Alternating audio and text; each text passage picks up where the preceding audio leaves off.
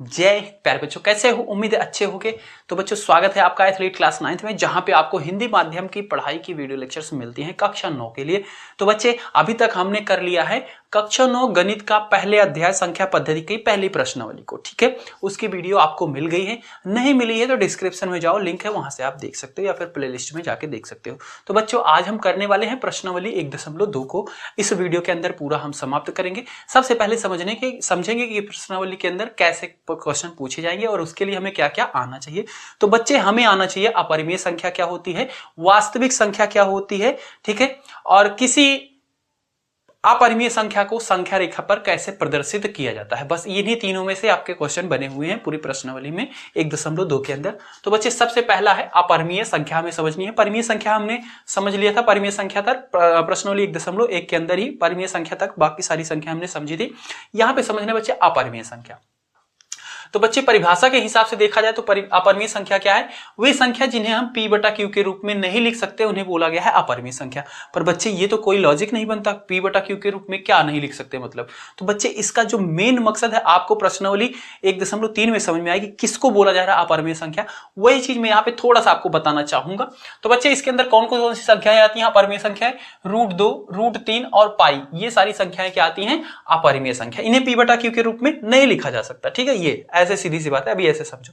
अच्छा, तो बच्चे कुछ अपरिमेय संख्या क्या होती है? बटे के रूप में भी होती है और उन्हें हम परिमेय नहीं बोलते, अपरिमेय बोलते हैं। तो बच्चे जैसे ये 1/2 है, ठीक है, इसको मैं भाग कर रहा हूं तो इसका प्रसार कैसा आ रहा है? 0.5 आ रहा है, ठीक है। यानी कि ये भाग पूरा चला जा रहा है। जब कोई संख्या p/q के रूप में हो और उसको भाग करो और भाग पूरा चला जाए, यानी कि वो अपरिमेय संख्या नहीं है, यानी कि परिमेय संख्या है, ठीक है। याद रखना, p/q में नहीं लिख सकते। इसका क्या मतलब है?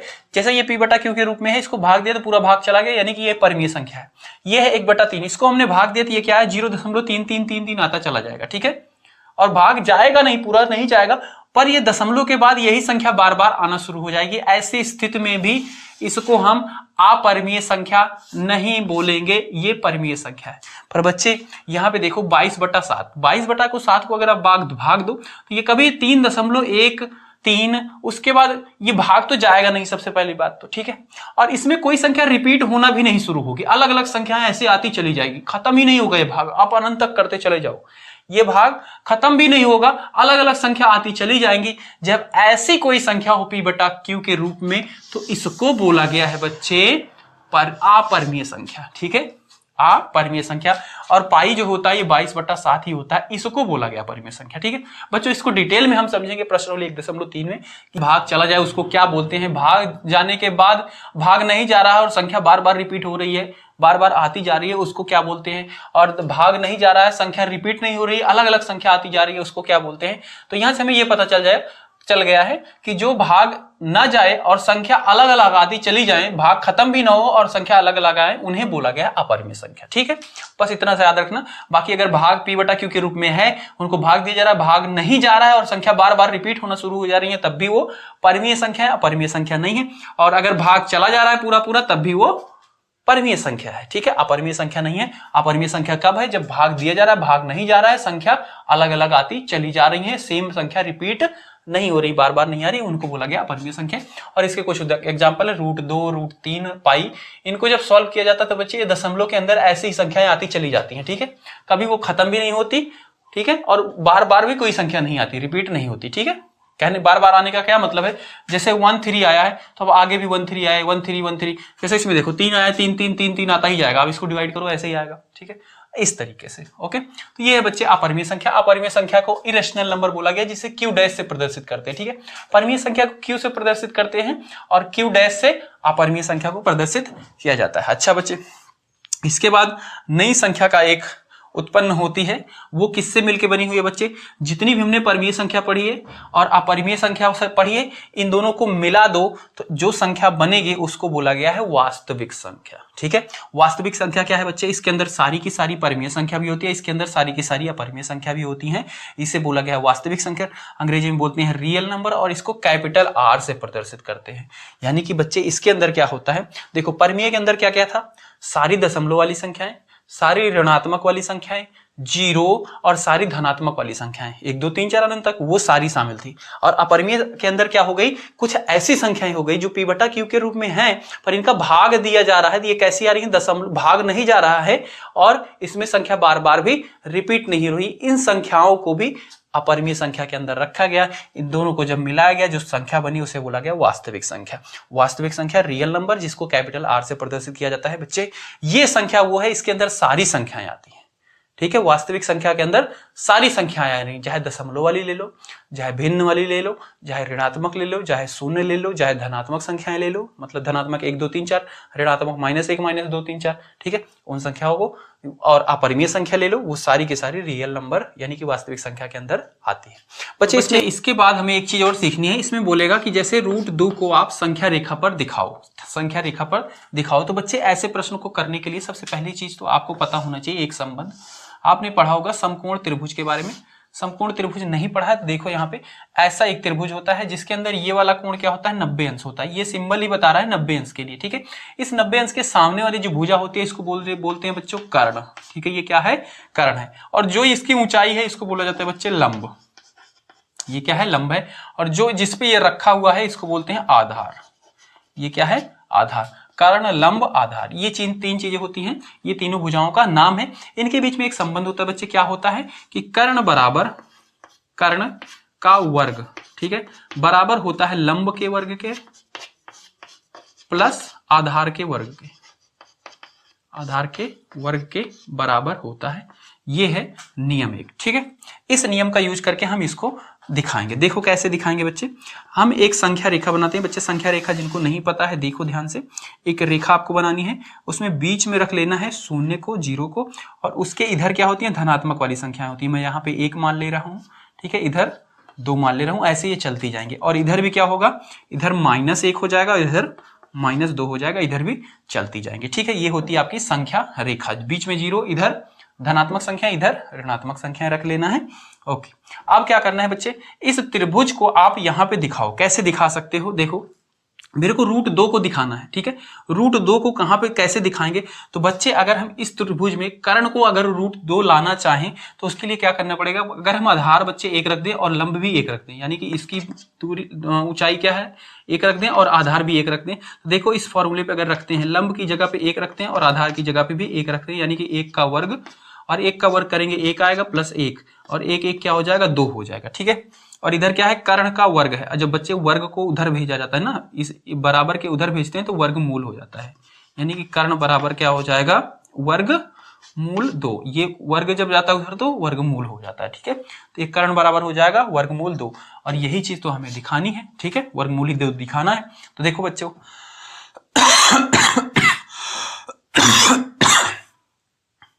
अब इसी त्रिभुज को यहां पे बनाना है। तो या बच्चों इसके लिए क्या था, आधार 1 था, तो हम यहां से एक ये बना ही रखा है, ये हमने ले लिया आधार 1। अब इसके ऊपर बच्चे लंब डालना है। लंब की ऊंचाई कितनी होगी, 1 सेंटीमीटर होगी। इसको स्केल से नाप के आपको डालना है, ठीक है। 1 सेंटीमीटर हमने लंब डाल दिया, ठीक है।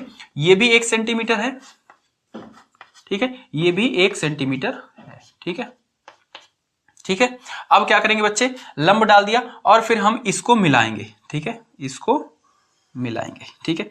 अब ये जो रेखा है ये कितनी है, ये देखो बच्चों, अब कर्ण यहाँ पे क्या निकला है, √2 निकला है, यानी कि जब ये भी 1 होगा, ये भी 1 होगा, तो ये कितनी होगी, वर्गमूल 2 होगी। और इसी को लेना है बच्चे, उसके बाद क्या करना है, कंपास लंगड़ा लेना है, लंगड़े को यहाँ पे रखना है, उसका नुकीला साइड, और जो पेंसिल होगा उसको यहाँ पे रखना है और उसको ऐसे घुमा देना है, ठीक है, ऐसे घुमा देना है। ऐसे जब आप घुमाओगे तो वो घूम के कहीं ना कहीं इस रेखा को टच करेगा, ठीक है, काटेगा, ऐसे काटेगा, और जहां पे काटेगा बच्चे वहां से और इस जीरो से दूरी जो हो जाएगी यही होगी वर्गमूल 2, ठीक है। ये क्या होगी, वर्गमूल 2, और यहाँ का बिंदु क्या कहलाएगा, वर्गमूल 2 कहलाएगा, वर्गमूल 2। तो इस तरीके से बच्चे हमें इसको प्रदर्शित करना है संख्या रेखा पर। इसी तरीके से अलग अलग नंबर हो सकते हैं बच्चे।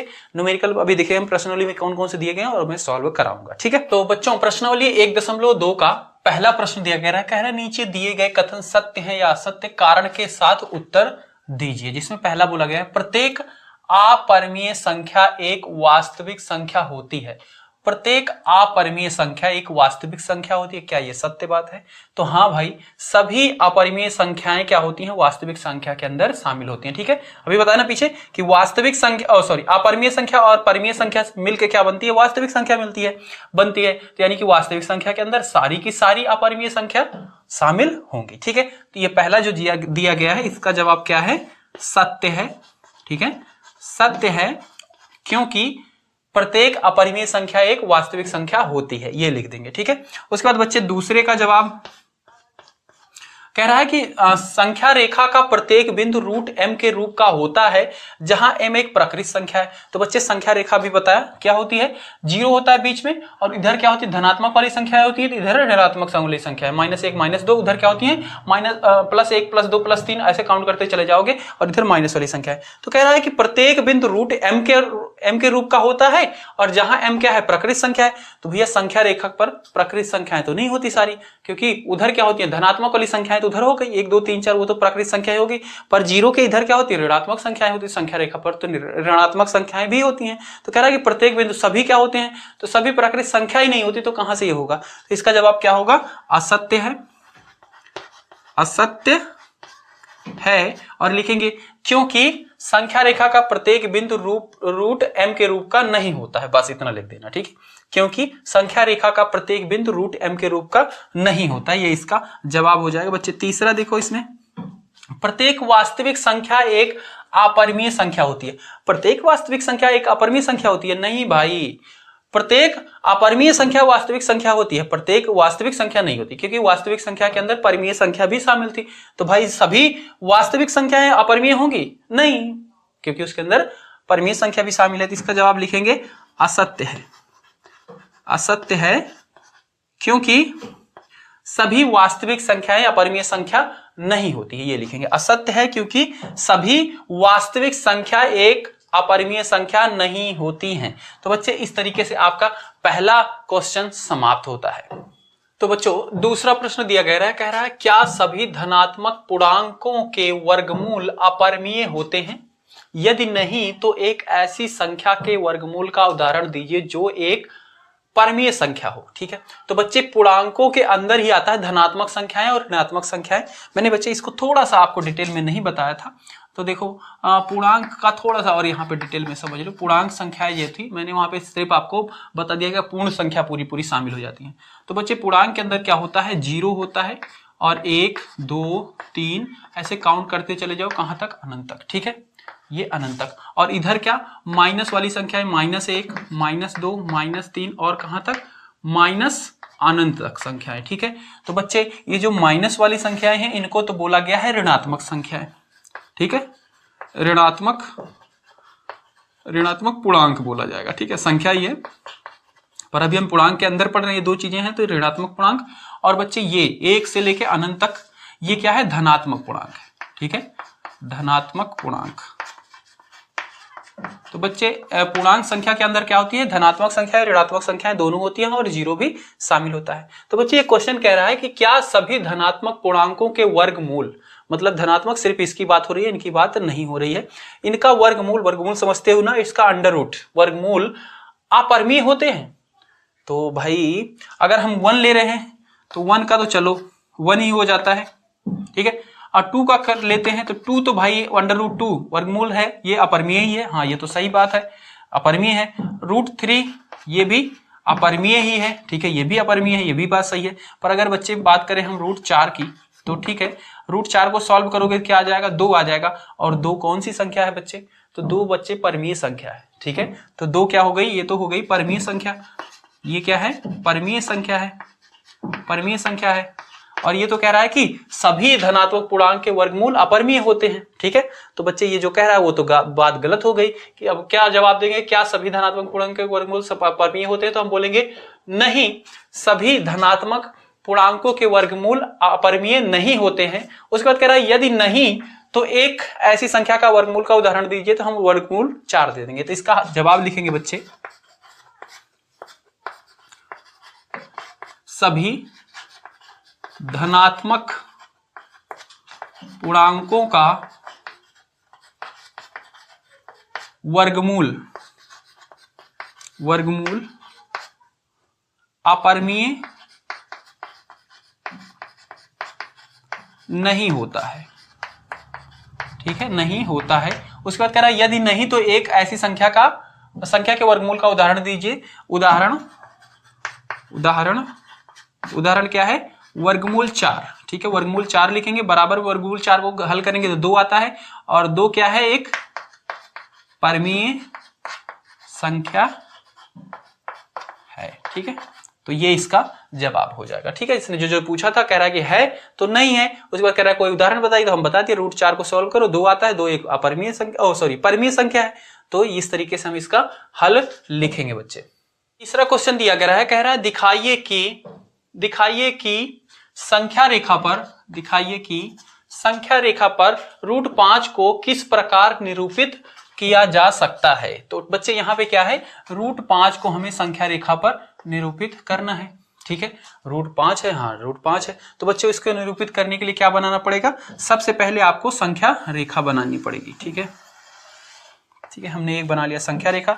बच्चे इसमें क्या है? बीच में हमने रख लेना है 0। अच्छा चलो, इसके पहले हम एक त्रिभुज आपको समझा देते हैं कि √5 किस तरीके से आएगा। एक हम समकोण त्रिभुज आपको लेते हैं, उदाहरण पे समझाते हैं कितना कितना हमें आधार लेना है, कितना हमें ऊंचाई इसकी लेनी है। तो बच्चे अभी हमने बात करी है, ये क्या है? समकोण त्रिभुज है। समकोण त्रिभुज में ये वाली चीज हमें क्या चाहिए? √5 चाहिए, ठीक है। कर्ण हमें √5 चाहिए। √5 के लिए अगर हम आधार को ले लेते हैं, कितना ले लें भाई? आधार को ले लेते हैं 2, ठीक है, और अगर लंब को ले लेते हैं 1 सेंटीमीटर, ठीक है। तो हमें पता है ये कर्ण बराबर क्या होता है? कर्ण बराबर क्या हो जाता है? आधार का लंब का वर्ग, ठीक है, लंब का वर्ग प्लस आधार का वर्ग, ठीक है, और इधर क्या है? कर्ण के वर्ग के बराबर। ये होता है संबंध, ठीक है, पाइथागोरस थ्योरम ये कहती है। तो हमने लंब ले लिया 1, ठीक है, 1 का वर्ग, आधार ले लिया 2, यानी कि 2 गुना 2 का वर्ग मतलब 2 गुना 4, ठीक है, तो ये हो जाएगा 1, और ये 2 गुना 2 यानी कि 4, ठीक है। दोनों को जोड़ेंगे क्या होगी? 5, और इधर क्या है? कर्ण के वर्ग के बराबर है, ठीक है। अब इस वर्ग को जब उधर भेजते हैं बच्चे तो ये हो जाता है वर्गमूल, ठीक है। वर्ग को उधर भेजते हैं तो वो हो जाता है वर्गमूल, यानी कि 5 का वर्गमूल हो जाएगा, और यानी कि कर्ण बराबर क्या हो जाएगा? वर्गमूल 5, ठीक है। तो यानी कि अगर मैं इस त्रिभुज का बेस आधार ले लूं 2 और ऊंचाई ले लूंगा 1 सेंटीमीटर, तो हमें √5 मिल जाएगा, ठीक है। तो बच्चे जब हम इसको बनाएंगे तो यहाँ पे जो आधार लेंगे, ठीक है, त्रिभुज का आधार नीचे ही रहेगा, इसको हमें लेना है 2 सेंटीमीटर, ठीक है। तो मैं यहाँ से इसकी नंबरिंग कर रहा हूँ, यहाँ से यहाँ तक कर लिया 1 सेंटीमीटर, यहाँ पे हो गया 2 सेंटीमीटर, यहाँ पे हो जाएगा 3 सेंटीमीटर। संख्या रेखा के इधर बच्चे धनात्मक संख्याएं होती है, यानी कि 1, 2, 3 और ऐसे बढ़ती जाएगी। हमें जरूरत पड़ेगी तो हम ये तीरों का मतलब होता है आप बढ़ा सकते हो जितना मन करे उतना, ये भी तीर इधर जितना चाहे उतना बढ़ा सकते हो। इधर क्या होगी? ऋणात्मक संख्याएं होंगी, -1, -2 और आगे -3 तक ऐसे जाएंगे, ठीक है। इधर धनात्मक संख्या है। तो बच्चे हमें इस धनात्मक संख्याओं के बारे में बात हो रही है, +2 वाला है तो हम इधर ही बात करेंगे। अगर ऋणात्मक वाली बात होती तो ऋणात्मक की तरफ बात करते, ठीक है। तो हमें +2 चाहिए। तो बच्चे यहां से लेके यहां तक की दूरी क्या है? 2 सेंटीमीटर है। ये बच्चे स्केल से नाप के बनाओगे, ठीक है। मैं यहाँ पे रफ फिगर बना रहा हूं ऐसे, 1 सेंटीमीटर 2 सेंटीमीटर, यानी कि यहां से लेके यहां तक की दूरी क्या है? 2 सेंटीमीटर ले लिया, ठीक है। अच्छा, तो बच्चे अब क्या बनाना है? लंब बनाना है। लंब बनाने के लिए बच्चे इसी लाइन के ऊपर बिल्कुल सीधी रेखा एक आपको डालनी होगी, और उसकी ऊंचाई कितनी होनी चाहिए? 1 सेंटीमीटर, ठीक है। तो मैं यहाँ पे रेखा एक डाल रहा हूँ, लंब डाल रहा हूँ, ठीक है। ये 1 सेंटीमीटर मैंने इसको बना लिया। इसकी यहां से लेके यहां तक की दूरी क्या है? 1 सेंटीमीटर है, ठीक है। अब ये वाला बिंदु और इस 0 वाले को आपको मिला देना है, ठीक है। इसको मैंने ये मिला दिया, ठीक है। तो ये जो रेखा बनी बच्चे, ये कितनी है? ये है आपकी √5, क्योंकि हमने पहले ही सॉल्व कर लिया है। जब हम 2 लेंगे और इसको ये ले लेंगे तो √5 आ रहा है, तो यहाँ पे ये क्या हो जाएगी? √5, और यही इतनी दूरी क्या है बच्चे? √5 को प्रदर्शित कर रही है।